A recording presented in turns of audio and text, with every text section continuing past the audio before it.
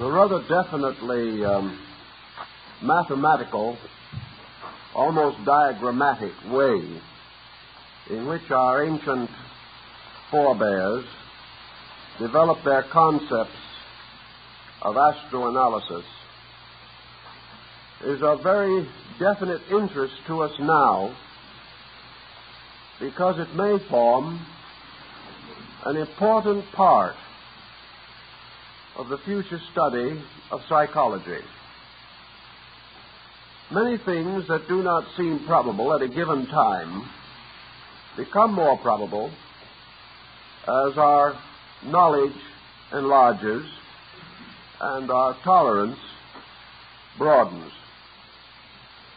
The general psychology as we have it is very close to astrology in many of its techniques even now, and the similarity is almost certain to improve with years.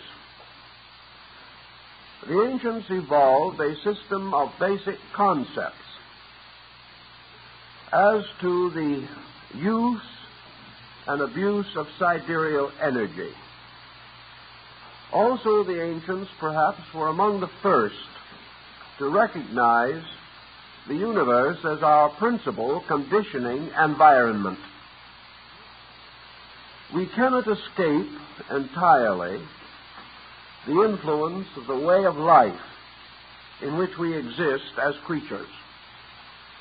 This way of life was not devised by us, but constitutes a vast universal background within which we carry on our own assorted projects.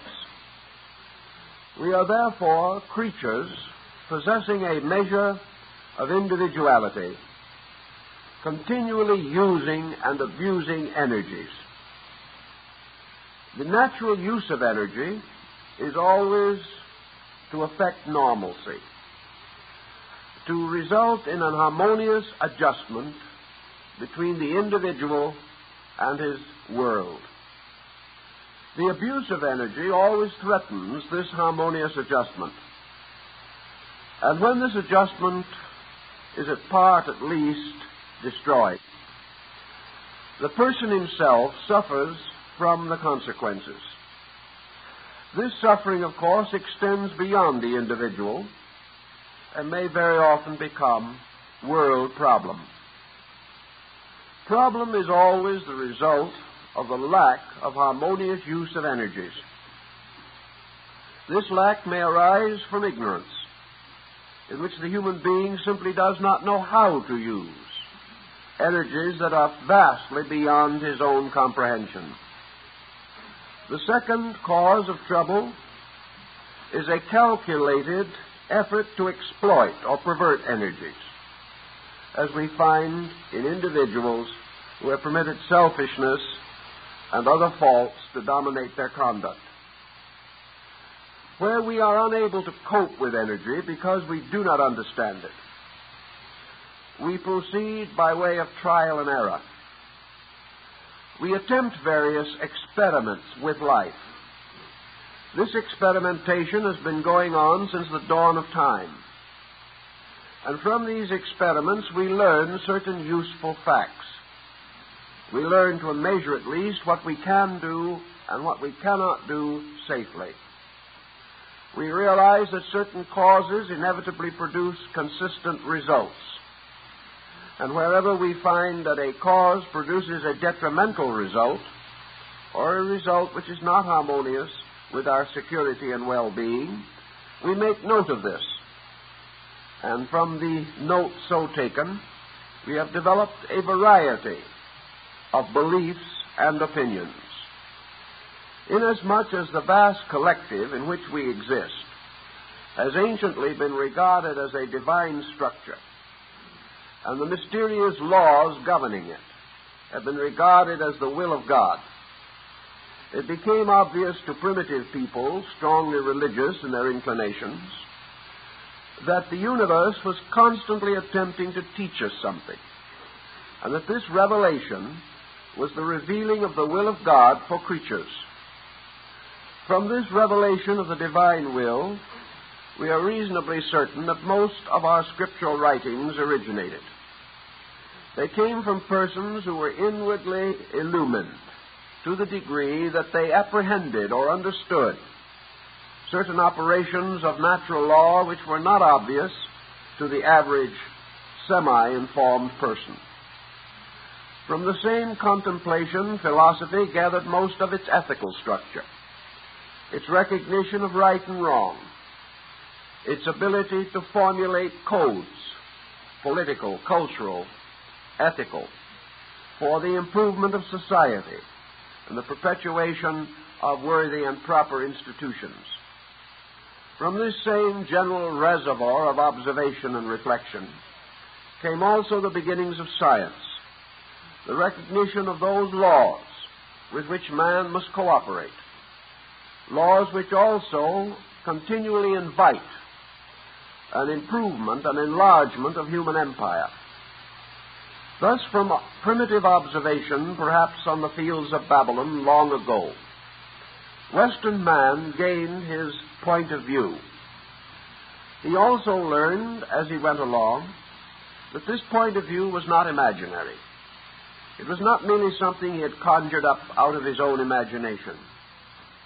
This point of view was rooted and grounded in real observational knowledge. It proved itself again and again, and wherever man attempted to deviate from these basic courses, he found himself in trouble. All of this forms together a kind of world psychological science, a science of the understanding of the principles operating the life forces with which we exist. And in the effort to understand these forces, man turned not only to the vast universe around him, but to the smaller universe within him. He became convinced in his own way that his body was a kind of miniature of this universal pattern, that through the study of his own parts and functions, through a gradual analysis of his own nature and character, he was able also to arrive at useful knowledge, factual knowledge, suitable to assist him in the perpetuating of his own purposes, especially if these purposes were worthy and proper. Man therefore learned that his body has its laws, that these laws depend very largely upon the larger pattern which is their source, but that universal procedure is continuously operating in human life, and that man himself must keep the same rules within his nature that he must obey in the larger world about him. Naturally, all human beings desire health and happiness. And out of a study of nature, man has discovered something about the laws ruling health and happiness. He learned, first of all, that for him a happy, healthy condition must arise from obedience. He must keep rules. He must discipline himself against the natural instinct and tendency to regard himself as a completely free and ungoverned creature. He must also be aware that self-government itself is not sufficient unless this self-government is rooted in an understanding of universal law. Therefore, man must experience self-government as a voluntary obedience with the rules of his kind. For if he disobeys these rules, regardless of his motives, certain disasters will result. The most common disasters that we know are misery and sickness. Misery being largely an emotional mental problem, in which the individual becomes culturally ill. Pain or sickness represents interference with the normal function of physical law. We observe that certain inharmonies arise within the body. Unless these are corrected, the body must suffer. And we have come to know, finally, that the body cannot be merely exploited by its owner. The body is not merely here to permit the individual to do as he pleases. It is here to permit him to function normally if he does as he must, or as he should, or as intelligence indicates would be desirable for him. Out of this series of observations, our primitive ancestors in medicine, particularly, came to the conclusion that health arises from an harmonious use of energies. That health, in order to be maintained, must have beneath it an enlightened purpose in conduct. Health must be watchfully guarded. It must be cultivated as the natural and proper state of man. Health is not extraordinary. Health is ordinary. It is the common, proper state of things, that in the various periods of their living, they shall fulfill these periods constructively, and that at the different stages of life, there are different levels of health to which each individual can aspire, and which he can attain in most instances through understanding and obedience. Now, this does not mean that man is as yet possessed with an infallible guide by means of which he can in all things move correctly. There are forces around him and within him which he yet does not know, and which will continue to present him with problems. These problems are invitations for further thoughtfulness, in order that he may gradually conquer the unknown and apply his newly made discoveries to the security of his own existence and the way of life for those around him. This is, in a sense, a summary of astrological philosophy, and while it may be derived from unorthodox sources, I believe that we will ultimately learn that it is essentially true, reasonable, and proper. In fact, perhaps more of common sense than that which now passes for scientific exactitude. So this morning we want to bring out a series of points which we think will be helpful to individuals now, in order that something may be done to combat the consistently increasing dis-ease with which individuals are afflicted. Now, if this morning we do not make a series of wonderful, optimistic remarks about all the different signs and their peoples, please forgive me. We are not here this morning to say how wonderful we are. Everyone knows that already. We are fully aware of our achievements and our accomplishments. What we are looking for at the moment is weakness. We are looking for our mistakes in order, if possible, to correct them. We are looking for the things we do not do well, the infirmities and misfortunes which burden us. These constitute our problems, and our problems represent achievements yet to be made, whereas our comforts and conveniences perhaps bear witness to the adjustments we have already accomplished. Therefore, let us say in this way that in astrology, each person born within a certain complex of time and place is endowed with conditioned energies. These energies represent an inheritance. And just as the individual may inherit means, or wealth, or property, or chattel, so he may inherit tendencies, qualities, attributes, aspects of character. Now, when we think of inheriting, we think very largely, really, of the donation of our forebears, which may become the heaviest burden we have to carry. But our inheritance is also from space. Our inheritance is from some deep root of consciousness within ourselves, which lies beyond the ordinary gifts and legacies. We have all inherited a place and a time in existence. And in this place and time, we must work out the patterns of our own potential. In order to do this as effectively as possible, we must be aware that there are rules. We must know what we can about these rules. And we must try to apply them to the personal situations that affect ourselves. It is, of course, not unreasonable to assume that most persons know they live in a world governed by law. We are aware of this intellectually. We are not fully aware of it emotionally. And we are seldom aware of it when it interferes immediately with our ambitions or desires. Thus, although we accept certain principles, we do not apply them. We do not live according to the laws we recognize as real. We do not live according to the laws of God or of nature, and we resent rather heartily the laws of man.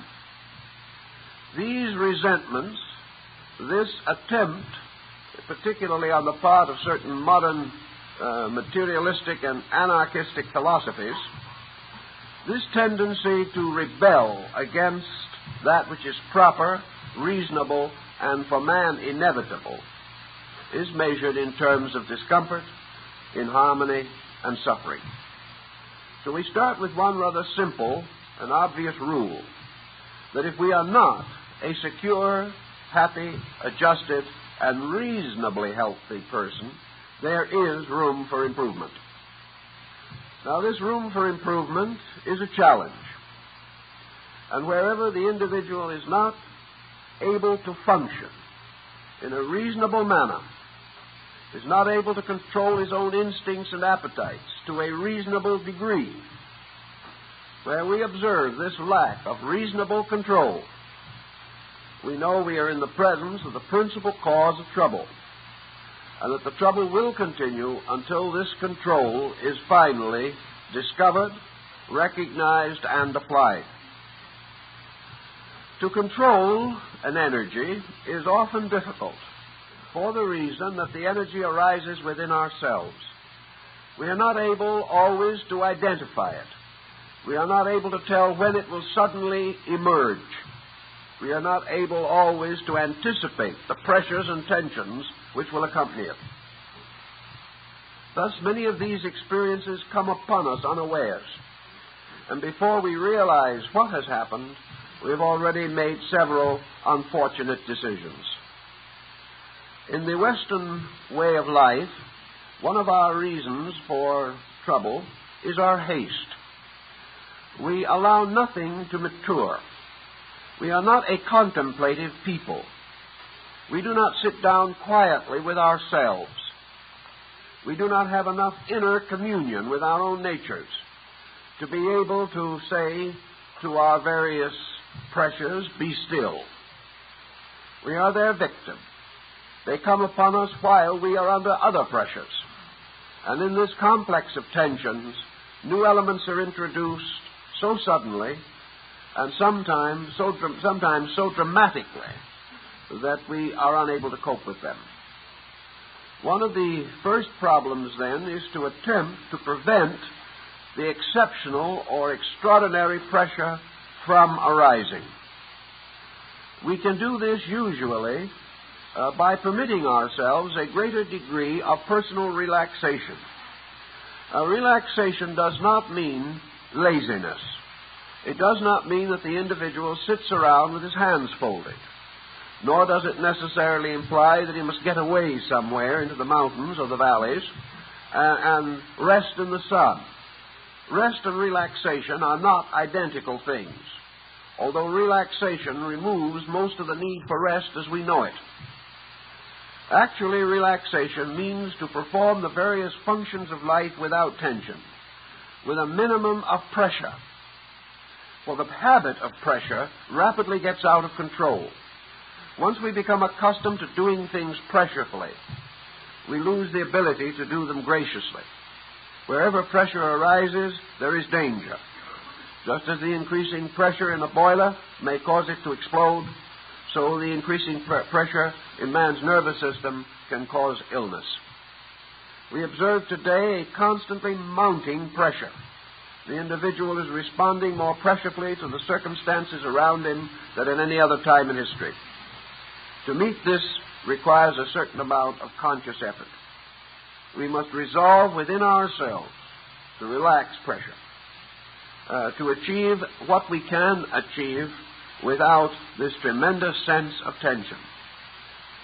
We may feel that pressure hastens results, that without this pressure, things would take too long to happen.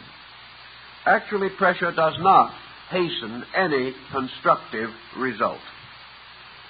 Pressure puts too much tension upon the body. It puts too much wear and tear upon the nervous system. Pressure is like whipping a horse carrying a heavy load. The horse may be able to struggle on more rapidly for a few feet, and then it drops dead. There is no solutional result to be gained by whipping the body, the mind, or the emotions in the effort to accomplish some particular unit of business or other activity. Some signs of the zodiac are more pressureful than others. Some reveal their pressures more immediately. Some extrovert their pressures rapidly. Others build up a tremendous amount of internal tension. And this is perhaps the most dangerous that we have to face. Internal tension, however, is not limited entirely to a type of person. Internal tension is a defense that can arise in all types of individuals under certain types of intensity. Up to a period of, say, 50 years ago, your extrovert and your introvert were two very clearly distinguished groups. The extrovert was simply a natural person who exhibited his feelings intensely and obviously.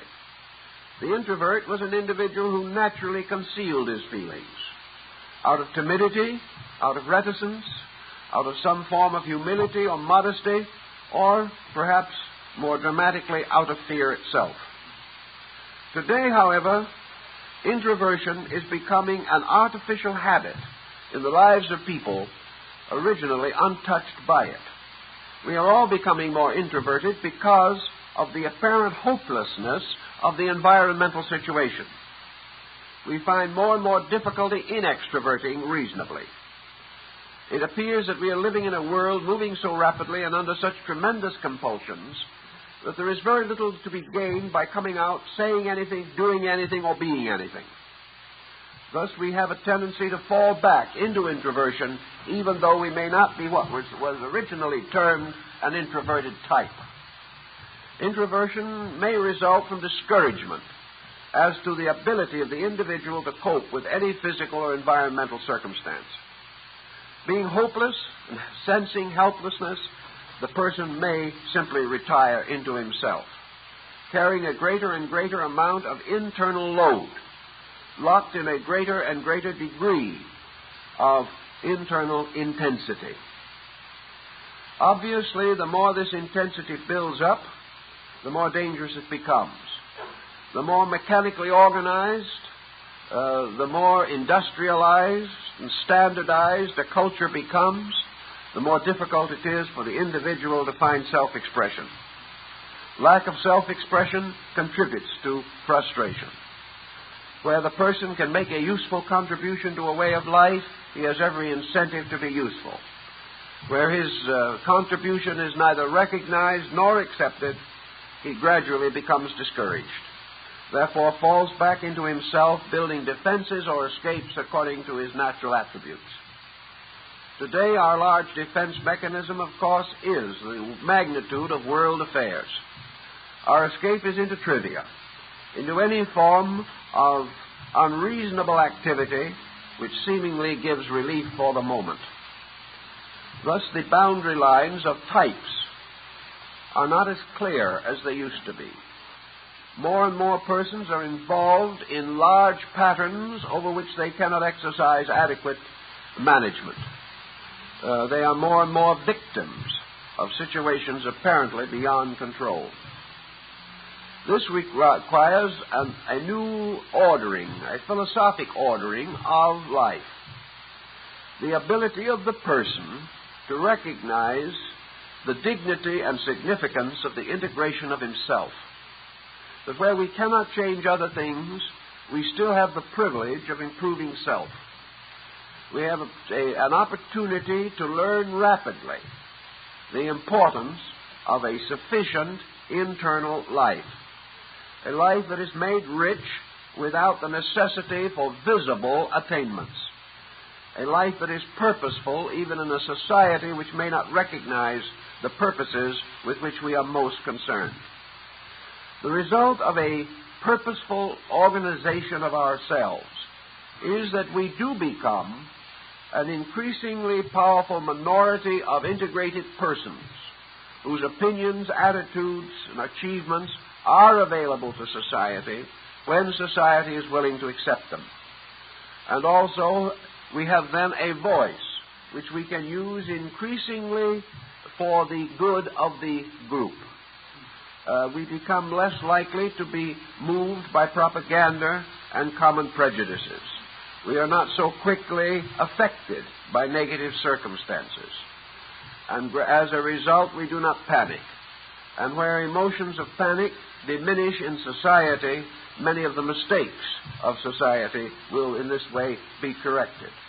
Even today, we observe the detrimental result of panic, of mania of masses, of groups of persons moved by propaganda or other forces to excesses not natural to them. These situations must gradually be brought under control.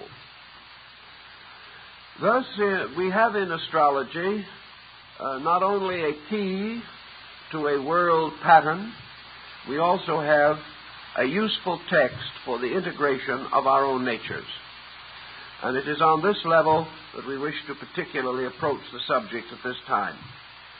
The person is able, if he so exercises his abilities and capacities, to direct his own life, to correct those faults within him which are obviously contributing to his troubles, and also to develop new and positive values which will contribute to new and positive solutions of problems.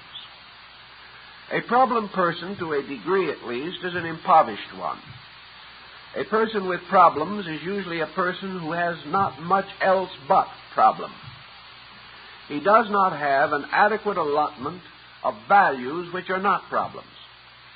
He is not able to turn from his problem thinking to other constructive, well-organized areas of mental, emotional activity. Working with people, I have observed that the person in trouble is usually a person who has not built much of anything but trouble. He has not recognized the possibility of a rich and valuable personal life. He has not given himself adequate mental and emotional outlets of a constructive nature. He is not interested in enough good to overcome the pressure of misfortune when it arises. Here we have the same problem that confronts the man retiring from business.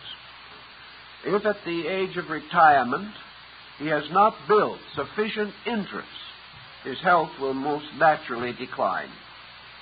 If, however, his retirement is a new door opening into a well-planned future, he is very likely to break the insurance statistics and collect his funds much longer than he would otherwise. Many persons have considered this an end in itself, and have felt that the longer they lived, the more completely they revenged themselves against insurance probabilities. It's a rather negative approach, but it's better than nothing. Each sign has certain tensions or tendencies which may have an effect upon life. Now, we cannot go into all of the machinery of astrology at this time. We have to hope that you will have at least a broad concept of what we are talking about without going into every harrowing detail. But we do know, for example, that the signs of the zodiac are divided into two groups, which are called positive and negative. The positive signs being those of odd number, the first, third, fifth, seventh, ninth, 11th signs. The negative or receptive signs are the even numbers, 2, 4, 6, 8, 10, and 12. Therefore, in working with people, we have observed that the positive signs constitute the easiest polarities for the male human being. And the negative signs, so-called, or passive signs, the best polarities for the feminine being. This means that actually positive and negative, as conceived in China, were not to be termed merely good and bad, but positive being the sign of aggression, or the outmoving of qualities and values, and the passive signs having more to do with the internal, intuitive, inspirational, emotional, psychical phases of experience. Therefore, a man who is born under a positive sign naturally receives a certain cooperation of energy. The sign is most appropriate to his obvious existence. A man, however, born under a negative or feminine sign has already here a certain type of conflict. Now, this conflict may not be in any sense bad. Nature does not create bad. Nature, however, does demand more, where it presents opportunities demanding greater adjustment. As in the case of the man, so with the woman. A woman born under a masculine sign or a positive sign has greater difficulty balancing her own femininity.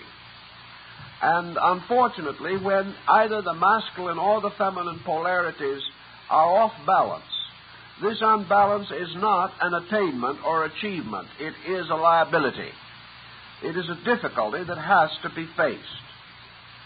In order to understand this situation, then, we have to realize that the man who is hypersensitive, being born under a feminine sign, intuitional, more or less internal in his thinking, more or less positive in his emotional reflexes, subject, therefore, to a certain negativity of outward personality, has greater difficulty getting along, either with men or with women.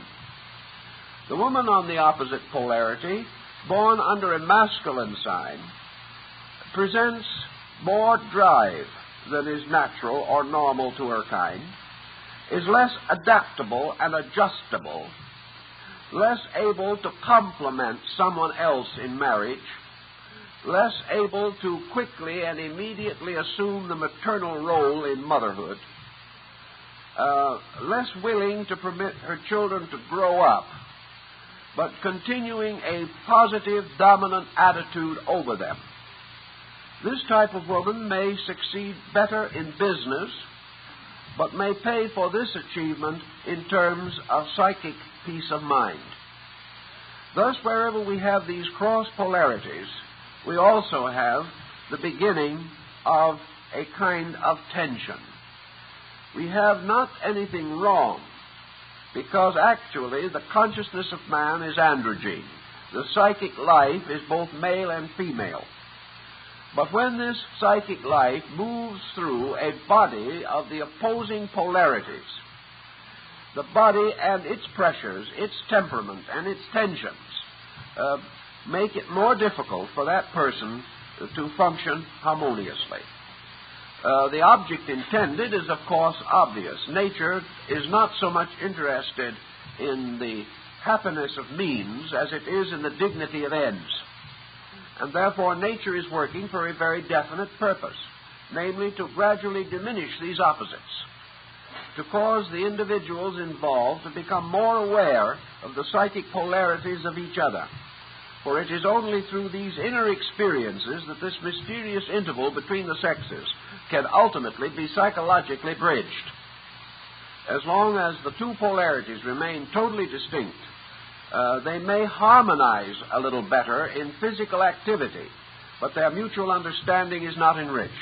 Nature is working for this enrichment, and therefore is constantly placing individuals in positions and conditions in which they become more and more aware of the function of opposite polarities, this awareness arising within their own consciousness as a result of this situation that I have mentioned. So here we have one of our problems in psychology. The hypersensitive man and the materially, intellectually aggressive woman. Now, both of these situations have tremendous values. Actually, your highly sensitive man has given us our world of arts in a very large degree. It was the sensitiveness of Michelangelo or Leonardo da Vinci or the great Raphael that was represented in the tremendous artistic achievement which these men contributed to society. It is the mysterious, sensitive, almost maternal dedication to the needs of other persons that has transformed Albert Schweitzer into a world hero. If he had been a true, rugged, masculine intellectual, he would not have done what he did. On the other side of the ledger, we realize the tremendous contribution coming into society through the scientifically trained woman, the philosophically trained woman, who is able to bring her emotional life into a more dominant place in world affairs, where the tremendous contribution of the psychic and intuitive polarities can become useful in the management of world pressures and tensions. The balance to be obtained is well worth the price. But in the transition, both types pass through growing pains, which are very uncomfortable, represented by confusion in character balance. This confusion can also be largely helped if the individual understands himself better, understands the reasons for the experiences through which he is passing. Now, in a brief way, in the length of time that we have, we want to suggest certain general points to persons born under the different signs of the zodiac. We must remember, however, that we are not working from properly calculated nativities. Therefore, it is quite possible for any single individual to be an exception to the patterns we point out. We do not expect these patterns to fill completely. We do not expect every individual to recognize himself in these patterns. But at the same time, from a more or less empiric point of view, these patterns are still usually operating to some degree, although this operation may be modified in any particular instance. The pressures themselves are classical. They are almost certain to appear in some way, and it often becomes helpful if the person, knowing himself better than anyone else can ever know him, takes over certain keynotes and tries to explore his own personality, to discover how these principles are operating in him.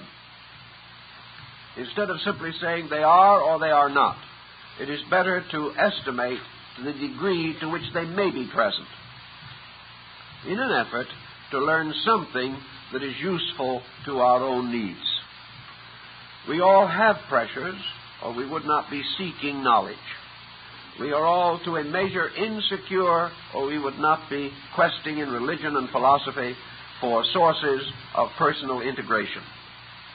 So there has to be some reason why we are in this world. And we are in this world largely because we are not quite good enough to leave it.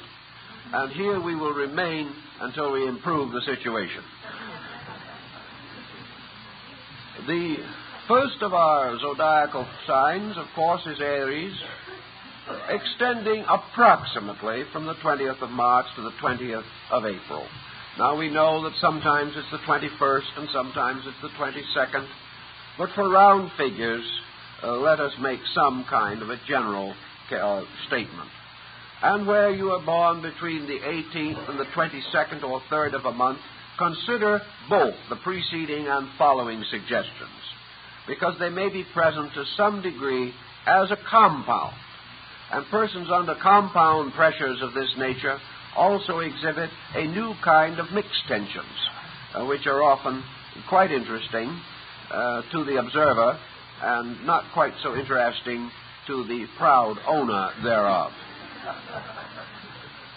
Aries, I will in each instance indicate whether the sign be a masculine or feminine sign, as this may help in the person estimating from what we previously said concerning the mixed psychic pressures. Aries is a masculine sign, and generally speaking is a sign which bestows a considerable amount of basic energy. There is probably no sign in which energy needs less definition.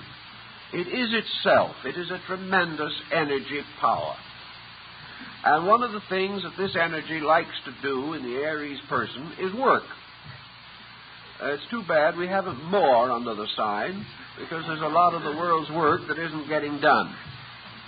But the Aries person is active. And where this activity is frustrated or thwarted, where they are unable to be constructively busy, we begin to find a little psychic pressure mounting within them.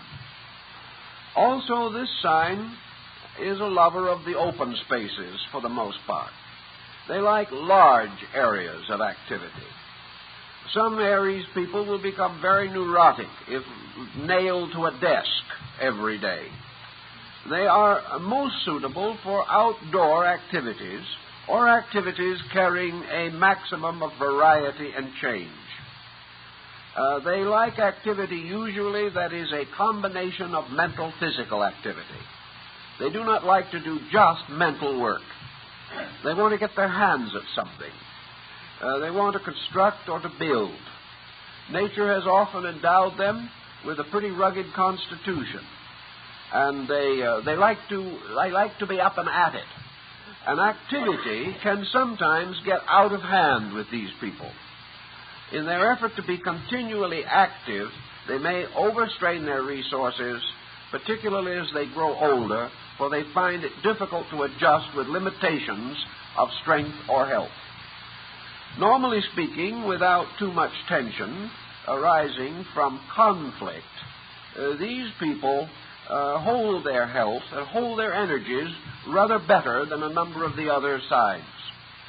They are often stronger and more enduring in older years than members of than some of the other astrological groups. Now, Aries also has an interesting and wonderful ability to retire into a kind of inner quietude. In the advanced Aries, this means that the individual simply is able to build a rich inner life. With the less advanced type, the Aries under tension is very apt to go to sleep. This tension does not, therefore, do the damage that it might in a good many of the other signs. Very often these people can almost sleep standing up. I know one Aries who is exceedingly adroit at this problem. They are able to sleep beautifully and peacefully while other people are talking to them. Now, this is more or less of an achievement, and it is magnified in the one case I mentioned by the extraordinary fact that this person can sleep with a look of tremendous intelligence on their faces and with their eyes open. Now, unless they are suddenly addressed directly, no one even notices that they are asleep. This is a very helpful receptivity. Many Aries persons have, by their peculiar strength, drawn to themselves heavy problems. They have drawn long-range loads to be carried. Some of these loads are pretty difficult, but the Aries person has a jaunty way of carrying them that is almost unbelievable. It is because in an emergency the Aries person can simply relax almost without trying. All this helps in many ways, but because of their natural activity in life, the sign is subject to accidents. It is subject to long, enduring difficulties arising from accident or injury. This may mean that it must carry with it through the years some at least minor physical problem that is not going to clear up entirely. Even so, this is carried with an amazing degree of fortitude. The people are patient but active. They are perfectly willing to permit energy to be used now, at the same time they can and do project long-range plans. The Aries person is at a great disadvantage if they develop insomnia. Therefore, it is quite important for them to watch their sleep and to watch their ability to relax when they are not engaged in activity.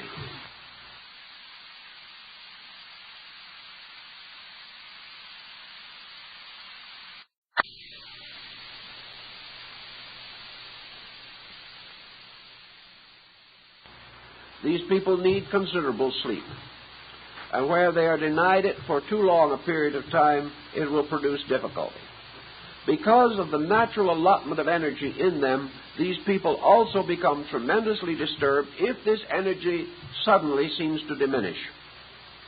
The Aries person is almost unable to bear the experience of being tired. It seems to strike against them psychologically. They become a little panicky if they suddenly find they cannot do the things which they are accustomed to do.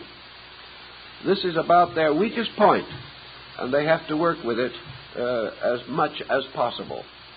Their largest and happiest situation is where they can be pleasantly, constructively engaged in a variety of attitudes or works requiring considerable physical activity.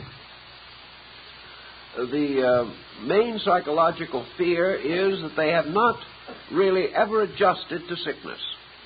And sickness, therefore, presents a little psychological emergency. They have not adjusted too well to age.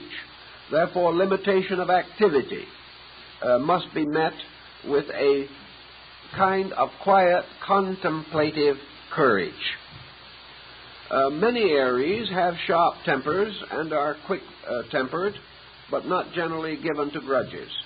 But as they mature, the Aries person's temper becomes remarkably even, and as a result of that, their health remains surprisingly good over a long period of time. They are in many instances an excellent example of how an energetic person can at the same time conserve resources.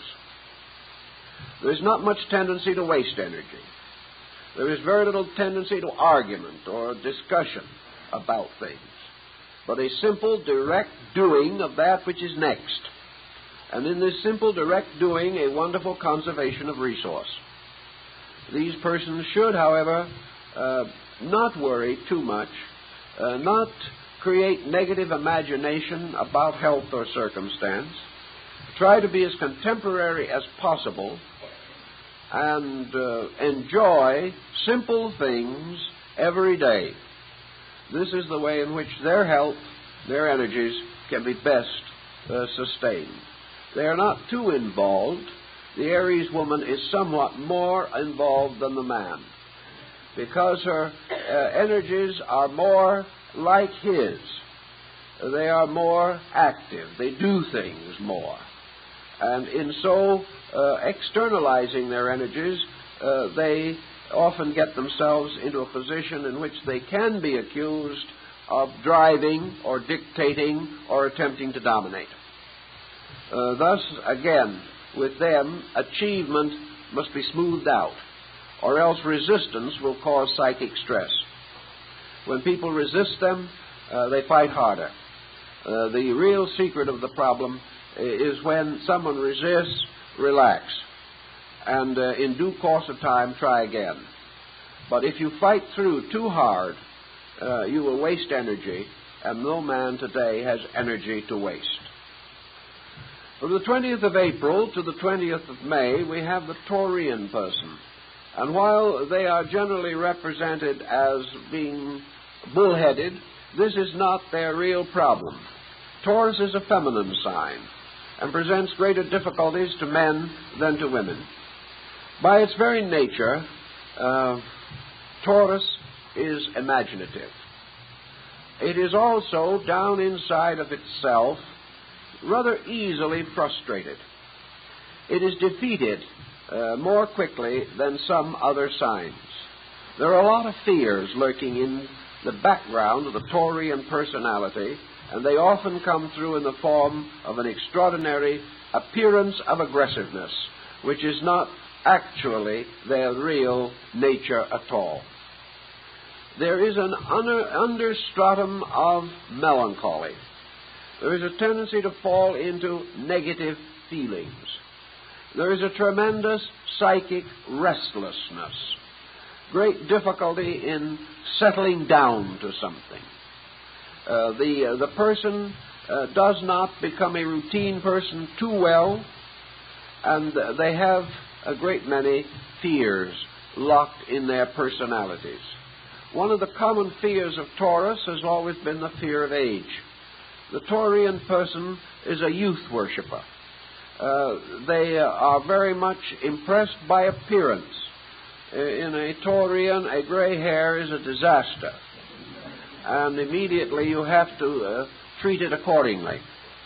I've watched gray-haired men with their first gray hairs appearing, Taurian men, sitting patiently pulling them out. This, however, ultimately becomes a losing game. The least you can say is that you will lose all the hair. But these people are afraid of age, not so much because of its infirmities, but because of this tremendous, almost veneration for youthfulness and a complex about the mirror. There is, the symbol of Venus, which rules Taurus, is a mirror. And the Taurian, looking in the mirror, gains from what he sees a considerable part of his daily psychology. This appearance must be optimistic and satisfactory, or the day does not go so well. The Taurian, therefore, needs to have a true philosophy of beauty, which the sign itself implies. It needs to recognize the beauty and dignity of youth, and also the beauty and dignity of maturity. It has to realize that beauty is not only youthfulness, but graciousness of consciousness, and that a beautifully lived life will result in a subtle atmosphere of beauty accompanying the individual long after physical charms may have a tendency to deteriorate. Consequently, this problem of youth, life, beauty, freedom, the development of imaginations beyond their normal instincts, an overemphasis upon romantic and dramatic situations, these become the sources of psychic tension in these people. Where this psychic tension becomes too pressureful, we get too much of a personality factor. We get the personality pushed forward far beyond its natural right and purpose. The individual becomes too dependent upon personality and not upon the principle behind this. Now, when this strikes the man, we can have the vain man. We can have the egocentric individual, the man who becomes too much locked in the importance of his own personality. And under some conditions, this may lead to a very aggressive dictatorial attitude, or to a tremendous sense of defeatism, or a neurotic tendency developing within the person. The problems are largely emotional, but the answer to them always is the recognition that beauty is a therapeutic agent if we use it correctly. But it must be used correctly or it will not achieve its proper ends. Now, the Gemini individual from the 20th of May to the 20th of June presents an entirely different type of psychological integration problem. Here we have a tremendous need for very simple self-discipline, especially mental self-discipline.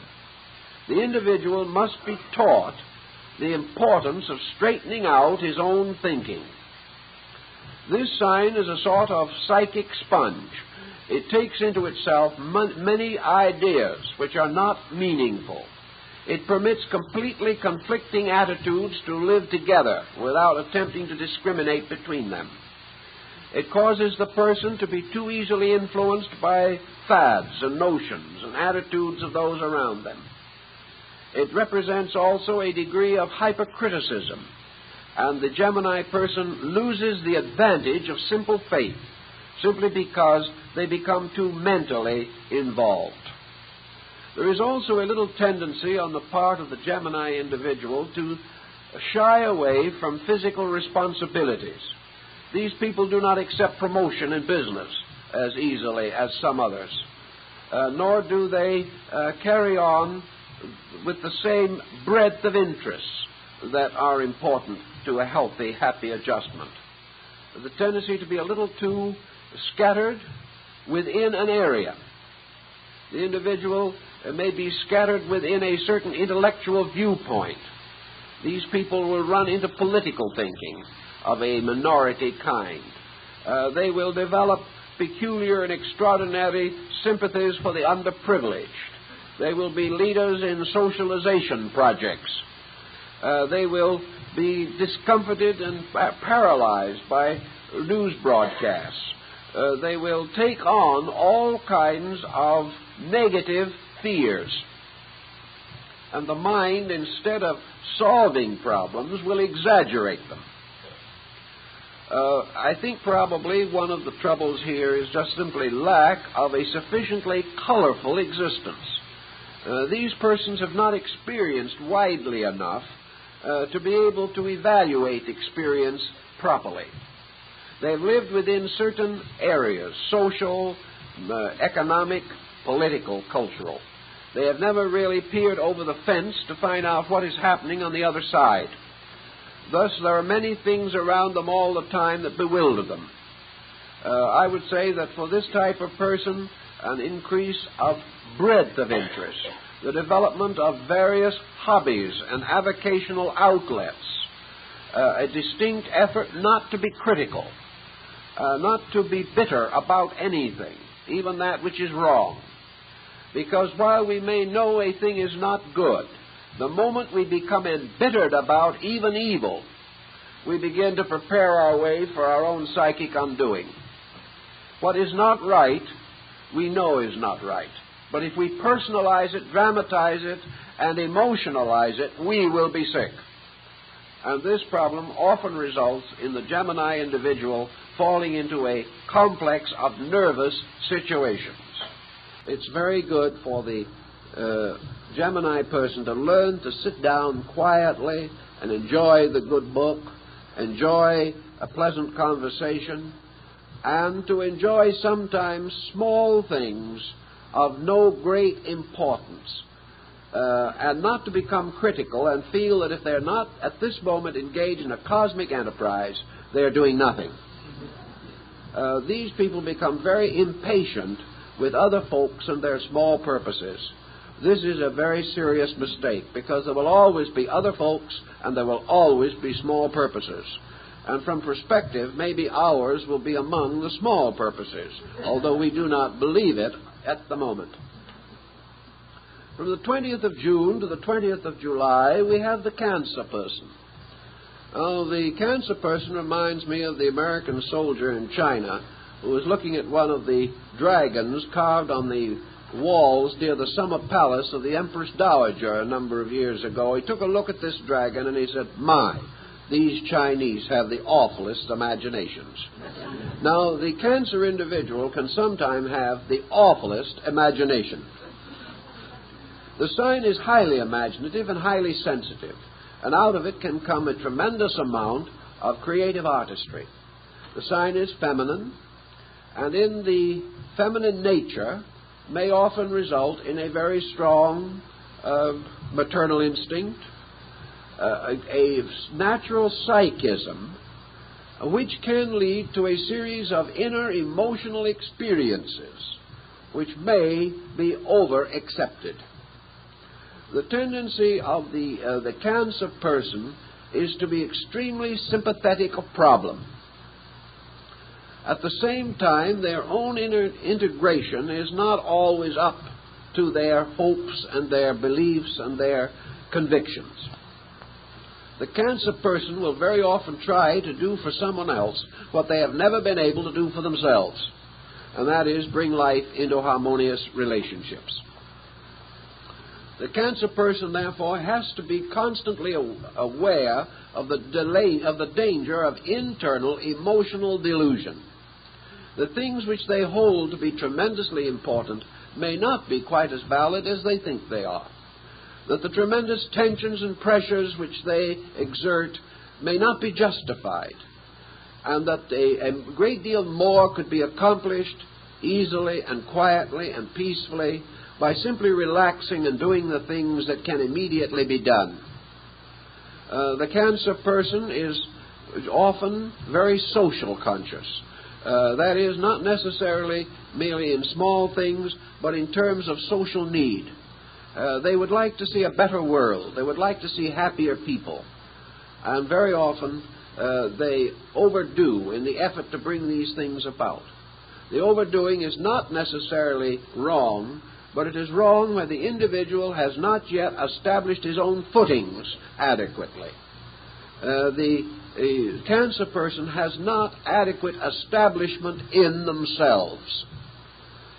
They have become a little too dependent upon their own activity for their own integration. The integration should cause the activity. They feel they will be happy if they forget themselves in their job. But they cannot forget themselves entirely in the job because the job is of themselves.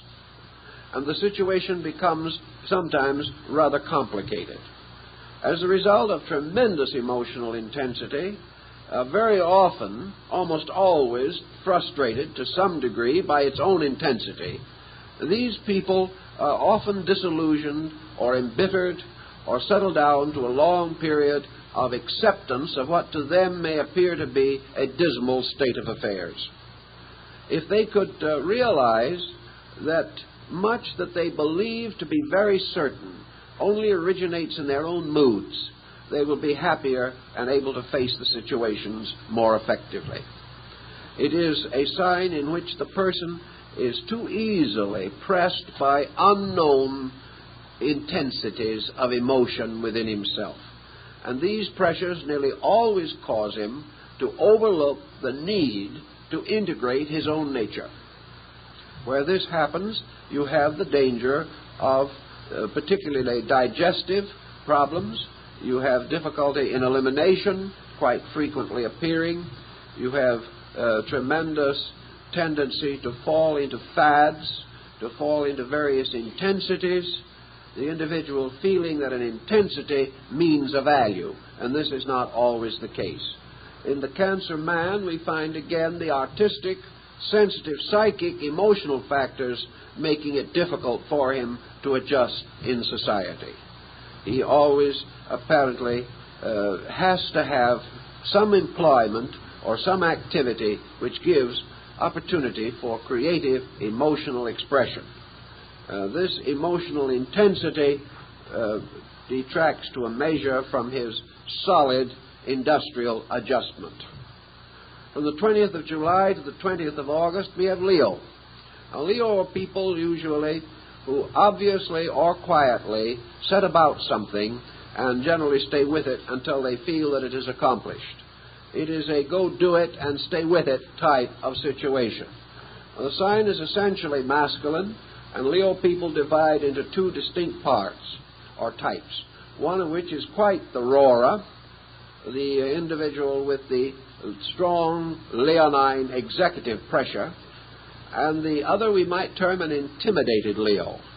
The intimidated Leo is actually one who has the Leo qualities but with a very highly sublimated consciousness. This consciousness causes the person to turn his willpower largely to the control and directing of his own life. Under such conditions, you have the mystic, the educator, the idealist. Where the Leo person is more aggressive, you have the leader and even the dictator. You have the strongly arrogant type of Leo.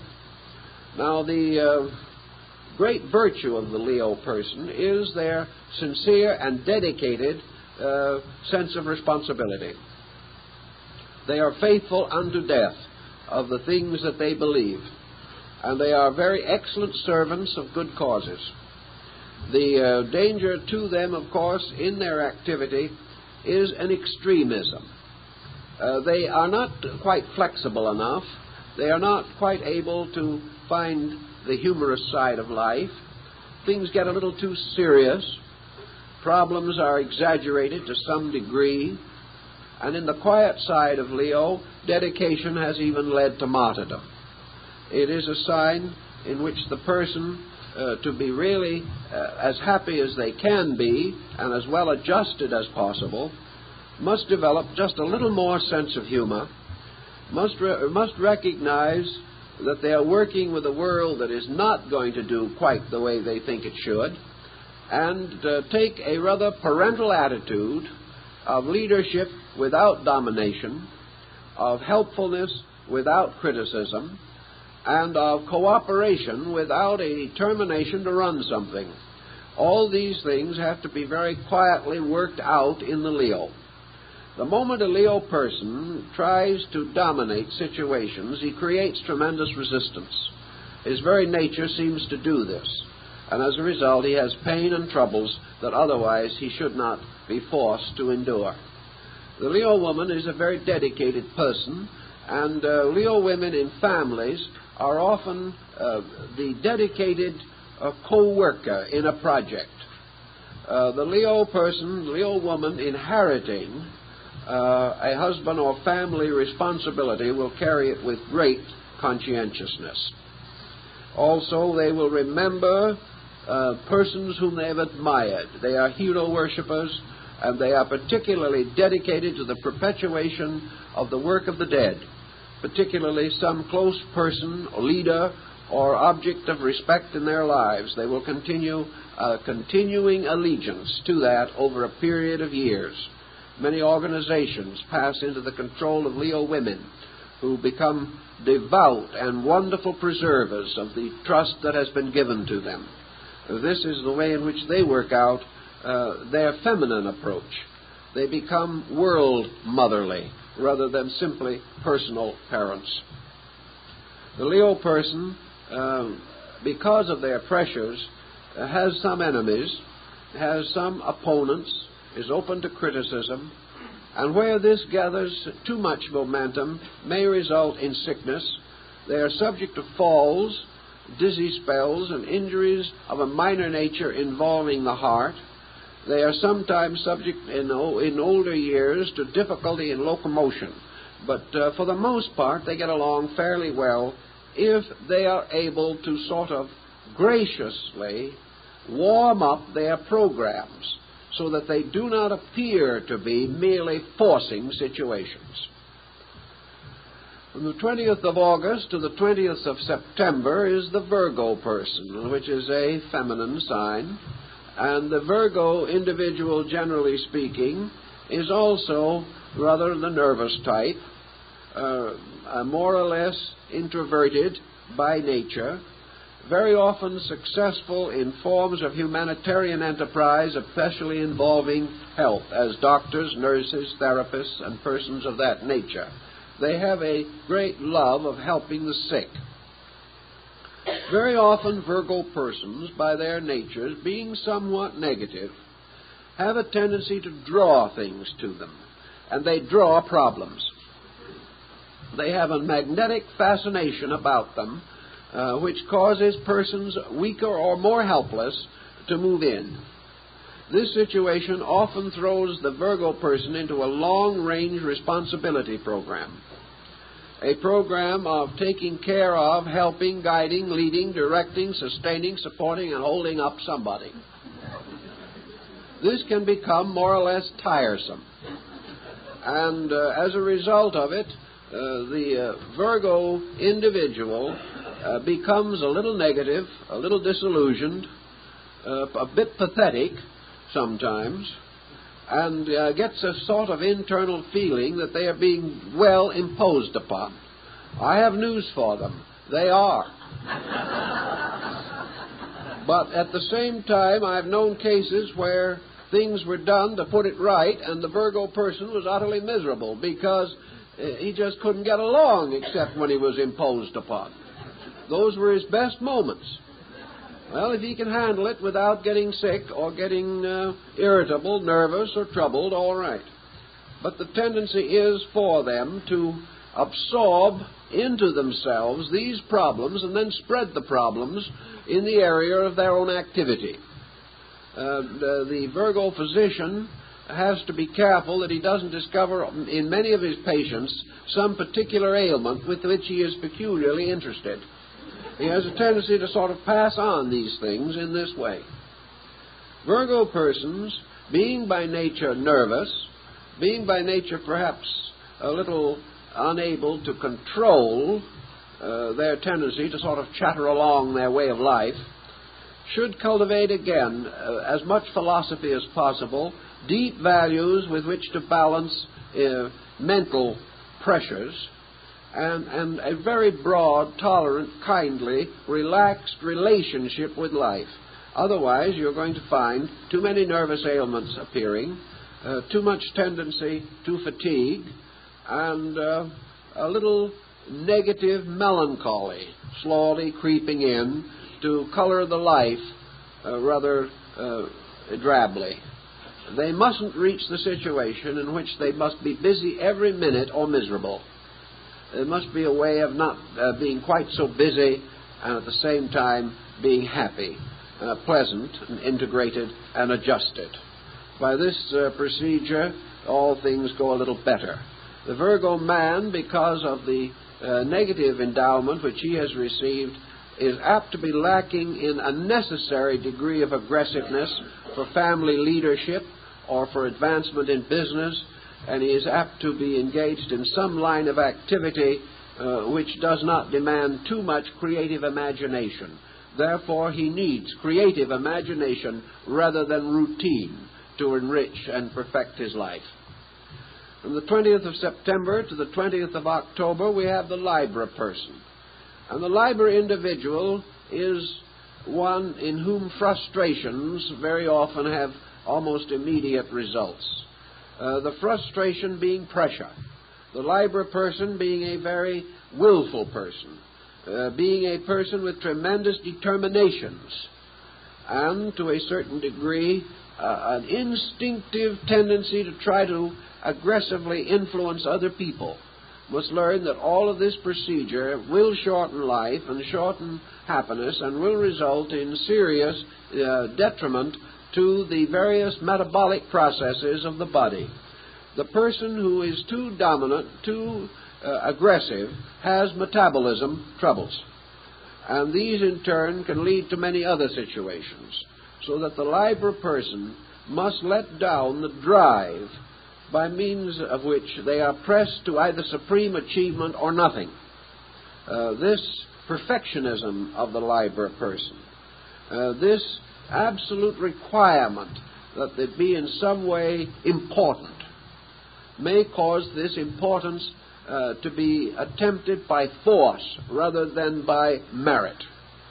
The only way in which the Libra person can achieve the high degree of recognition which they really desire is by having the kind of nature, the kind of personality, and the kind of attainments by which this approbation would naturally come to them. If it is not obvious and they try to force it, they lose friends, they create for themselves isolation, and bring a great deal of unnecessary criticism upon their own heads. Therefore, the problem of Libra is this problem of building firm merits under a very deep, broad understanding of life. And as this understanding increases, the tendency to dogmatize decreases. It is too much pressure, too much willfulness that brings psychological sickness to these people, and it's the relaxation of willfulness that must, in a turn, bring them back again to peace and security. The Libra woman has the tendency often to resent her own femininity and to wish she was a man or able to carry men's work. This situation isn't essentially good because it becomes the basis of a neurotic tendency. Instead of this attitude, it's far better for her to engage in some rather definite pursuit and to build a career in which she has a reasonable degree of extroversion. It's not good to build anything upon resentment, only upon accomplishment, everywhere along the way through life. From the 20th of October to the 20th of November, we have the feminine sign of Scorpio. This sign, again, is one of our intensity pattern signs. It comes with a great deal of uncontrolled drive. I think the Scorpio person of all the signs is the one most likely ultimately to become afraid of themselves. They do not understand the pressures that are in them. Probably most of them will rationalize the pressure in somewhat this way. Namely, that along the way of life there was something they always wanted to be. Situations made it almost impossible for them to be this thing. Therefore, there is a defeatism in there. There is a sense that this life has closed its doors on them, and that they have been forced into situations that are not fruitful of true fulfillment. These people must always have some creative, emotional outlet, because if their emotions go sour, they're in a very bad way. To keep their emotions from going sour, they must not be critical of other people. They must be as gentle and optimistic as possible, and make a disciplined program of surrounding their lives with interest by which they become closer to other people. The tendency of the Scorpio may be to evade social contact or avoid it as uninteresting or unprofitable or too difficult. But social contact is one way to keep the Scorpio person reasonably normal. They are in great need to be able to mingle easily with other people and to recover from a dramatic tendency toward self-consciousness. This self-consciousness is not good. It leads to physical problem, and very often these individuals suffer from unusual tensions involving the spine and involving the sensory perceptions, and they frequently have trouble with their eyes. So this sign, in order to gain its adjustment in life, must get away from a certain self-centered focusing, by means of which they become shy or unadjusted socially. They must be able to relax and find for this drive that they have within themselves, which is almost a blind drive, they must have for it a variety of useful, happy, well-adjusted outlets. And the best outlets for them must be in creative fields, in creative art, self-expression, or production of self-created artistry or craft work. Their best work is in creativity, which is generally denied to them in their ordinary vocational activity. Creativity for them is the most important phase of their lives. This sign, incidentally, carries almost the same recommendation for the ladies. It is again creativity, escaping from pattern or drudgery or order or rhythms which become boresome. Every Scorpio woman must have some psychological outlet that is interesting. And if they haven't found what is interesting, they must realize that it is because they have not been interested. And to be interesting, things must awaken interest in us. But there are many things, particularly of a more serious and important nature, which Scorpio people can find to be extremely interesting. From the 20th of November to the 20th of December, we have the Sagittarian. And the Sagittarian is often one with too many interests.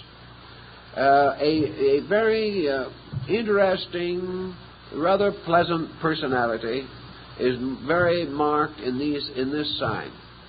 But it is also one which is distinguished both in men and women for lack of, we might say, self-control.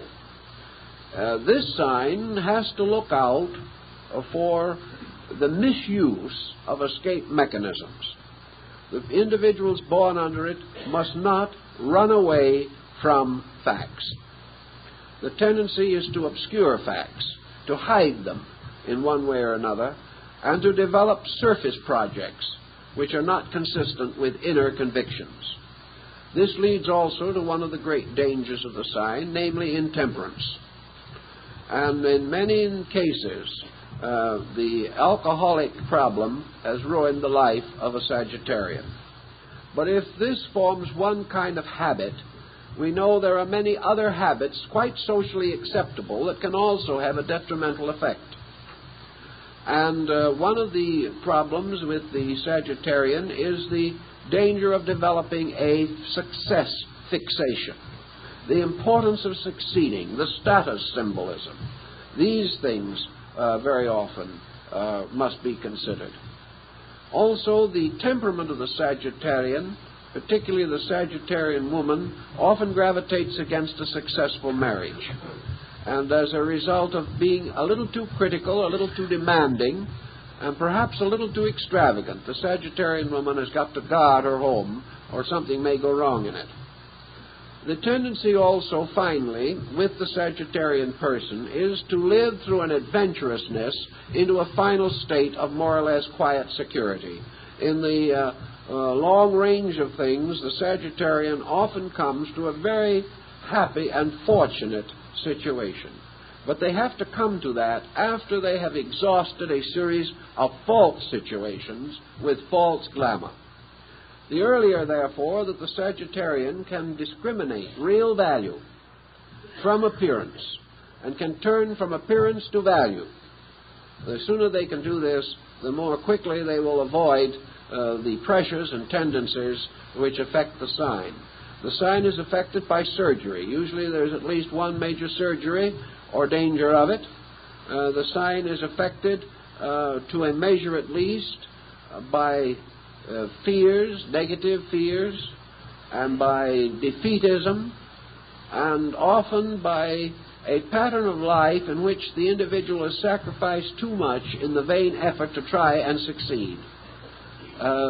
The merit system must be strong, the person must be relaxed, and the effort to succeed must never reach a point of compromise. If we compromise with principles, the Sagittarian does not do well.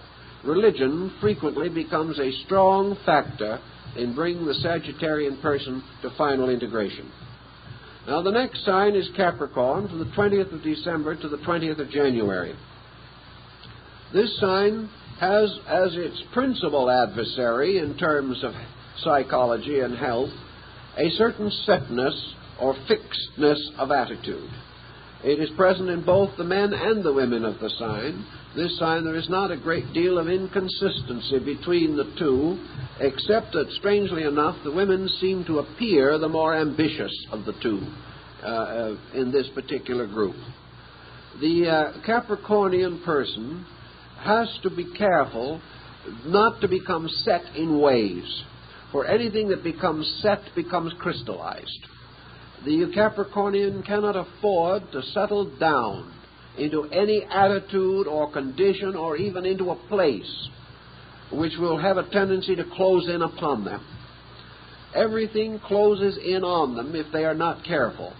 This closing in restricts perspective, restricts opportunities and privileges, and gradually causes the individual to develop physical tendencies of crystallization, rheumatic problems, and chronic difficulties arising from chronic attitudes. Now, from the 20th of January to the 20th of February, we have the Aquarian folks. And here again, we have a nerve tension problem. We find that in this particular sign, although it is masculine, that the ladies have a better adjustment frequently than the men. The Aquarian woman is inclined to be vivacious, attractive, personable. She also has a bright and sparkling type of nature, which is not always the result of having had an easy life, because many of these people carry quite a good deal of tragedy in their inner consciousness. But they rise above it rather dramatically, and for the most part spend their lives in a sincere effort to try to work out constructive ways of using their energies. They're quite the organizers, they're quite the inspirers of the people around them. The Aquarian man is also, along somewhat more scientific lines, inventive and creative. In almost any field of activity, however, he is apt to be a little critical because his mind works quickly, and he is apt to outthink the boss, which can be a serious mistake in business. He can also have a certain kind of honesty, which is easily hurt and afflicted. He does not like to compromise his principles for any reason. This can also be a financial hazard at the present time. Actually, the Aquarian is best suited to some form of individual business, or in a field activity in which he has very little contact with the politics of the organization in which he is involved. He has a natural dislike for politics, a critical attitude towards the machinery of management, and prefers to be on his own. This is for one of two reasons, either because of principle or because he is not able to control himself. Now, if it is due to the latter of these two, if it is simply unwillingness to be disciplined, he should put himself in a position where discipline is inevitable. But if it is simply because of real conviction, that discipline in this case represents compromise of principle, then, of course, it is his right and his proper duty to remain true to principles. It's an analysis of himself to determine whether he is using his principles or merely making evaders out of them. And the last sign is our old friend, the fishes, Pisces, from the 20th of February to the 20th of March, a feminine sign. Now, in this case, the feminine sign has not been too kind to the women that are born under it, because it has given them also a very powerful imagination with a tendency to be somewhat morbid or self-pitying. The internal life of the Piscean woman is too likely to be lived in the past, to perpetuate grievances, grudges, and misfortunes, and to be unable to completely extricate from self-centeredness. The Piscean woman needs to get her mind on other people so completely that she can't even remember that she's ever had troubles. She doesn't have to remember them because she knows she's had them anyway, that she's never going to totally forget. But it is better never to bring them into an immediate situation. Don't make the mistake of when someone tells you their trouble of reminding them of yours. This is not going to help. But it is a tendency. There is a tendency also for things that happened in childhood and long ago to sort of come out and overshadow. The tendency of the past or that which is gone to rule the living. This tendency should be coped with, and every effort made to give it greater vitality. The Piscean woman probably needs more education, more activity, more professional life than the majority of the other signs. She needs a definite area of public service if she can possibly attain to it. The Piscean man is very often the clergyman or the psychologist or the doctor or something of that nature. He is inclined to be, as it is a feminine sign, he is inclined to be passive, introverted, imaginative, and creative within his own fields. With him, however, the energy problem becomes more or less continuously acute through life. His energies do not sustain him. And one of his ailments, as a result of his lack of energy and not too robust health, will often involve circulation, nervousness, fatigue, and diminution of the sensory perceptions and faculties. Against these, which are more or less indications of low voltage within his electric field, he must use what means he can to increase his energies, but mostly to decrease his waste in their use. He gets by saving carefully what he has and wasting none of it on pursuits which may be perfectly practical for other people, but are a luxury which he cannot afford. Now, our time is more than up. We've tried to carry you around the circle with a few remarks, and we hope that you will find something that will be helpful, and if you don't, that you won't blame me for misjudging you completely. We'll do the best we can, anyway.